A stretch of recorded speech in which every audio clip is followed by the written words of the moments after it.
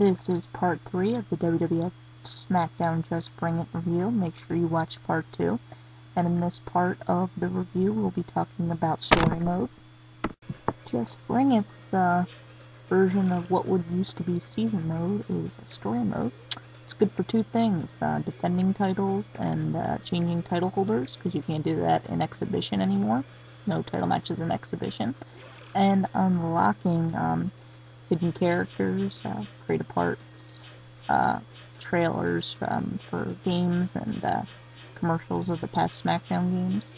And the last two that you have to unlock are Stephanie and Shane McMahon, so you knew what I was doing all of Christmas break, getting that stuff unlocked. What a pain, because this story mode is so linear, as we'll see as we go through it. Picking Kurt Angle.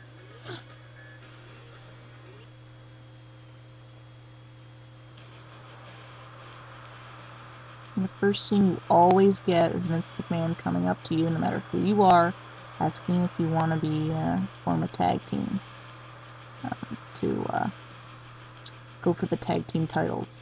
Obviously, if you choose to, you'll be put on the tag team title path. It's that linear. Same thing every time. Don't look for any variety in this story mode because you will not get it. You would think jumping to the next console, you would get more, story mode variety. Nope. And you think because they're using text too that they'd be able to have more twists and turns and different options, but no. Very linear, one direction path. You get a little scene for the intro to Raw Superstars.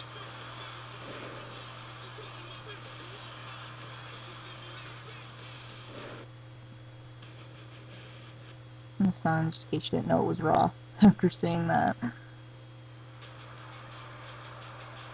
You have some random person come out. It lucked out that it was Chris Benoit, and it makes sense. But whoever is the WWF champion, he'll be calling them out, wanting to face them for the title. This is kind of funny because I had been through Stone Cold Steve Austin is the default champion, but I've already been through a story mode once, and I gave The Rock the title, so it says, The Rock, you can't hide backstage all night. It doesn't sound right, but it just inserts whatever the wrestler's name is right into there, regardless if it sounds right or not.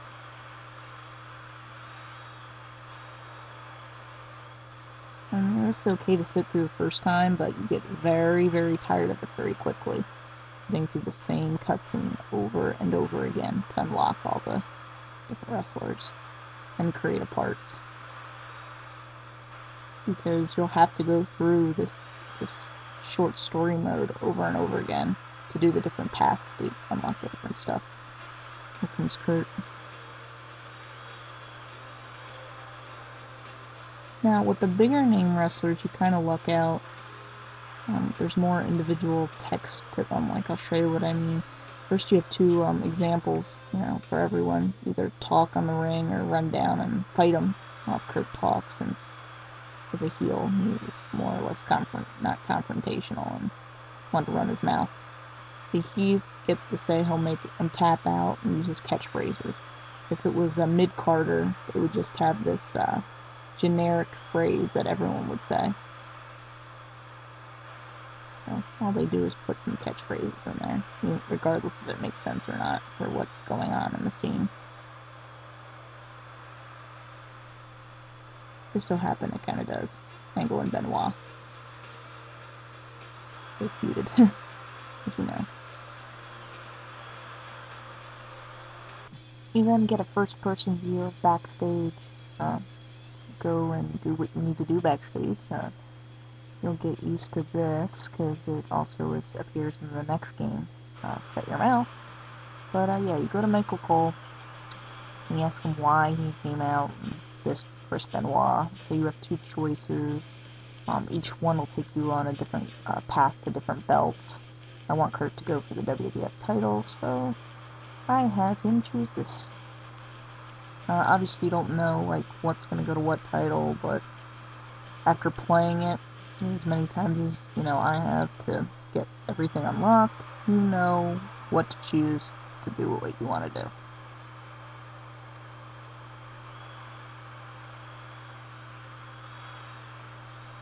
So yeah, this is basically it. You get cutscenes, choices, and you go to your match, have your match, and then you get more cutscenes.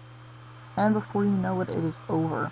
You could sit through this. I think story mode will take less than an hour. It took me less than an hour, and I unlocked a bunch of stuff. So, it's really not, someone wants to have this game and play it all year, the next one comes out, you get bored really quick. Just went to the parking lot. He told me Vince would be.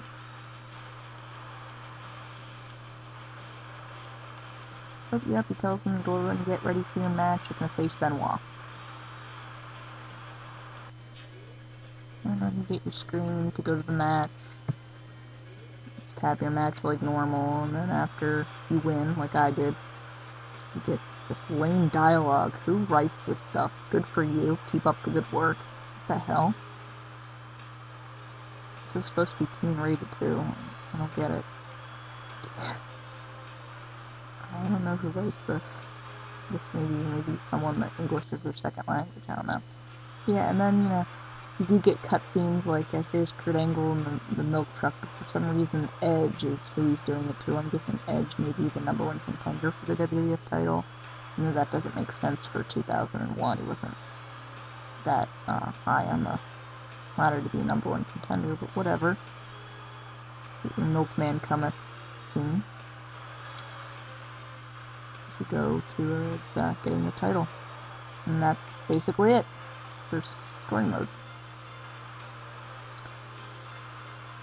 About an hour gameplay and you're done. This is the end of part 3. The review of WWF SmackDown Just Bring It will be continued with part 4, where I'll go into discussing Create a Superstar mode.